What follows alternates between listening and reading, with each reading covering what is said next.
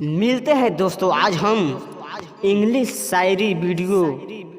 तो आप लोग बताइए कि इंग्लिश शायरी वीडियो कैसा लग रहा है कमेंट में। हम उसके बाद में थोड़ा और क्वालिटी लाएंगे।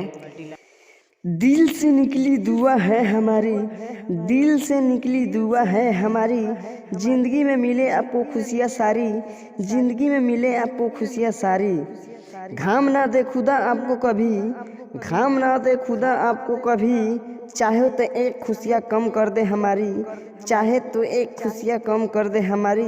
Happy new year, happy new year to you, happy new year to you. भूल जाओ बीते हुए कल को, भूल जाओ बीते हुए कल को, दिल में बसा लो आने वाला कल को, दिल में बसा लो आने वाला कल को।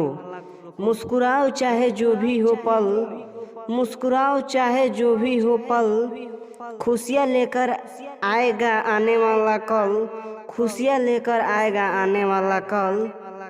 Happy new year, happy new year 2021। दोस्तों, अगर शायरी के एक भी लाइन अच्छा लगा हो तो वीडियो को लाइक कर दीजिए और चैनल को सब्सक्राइब कर दीजिए और साथ में बेल आइकन को दबाना ना भूलें, ताकि ऐसे ऐसे वीडियो हम लेके हरदम आते रहते हैं।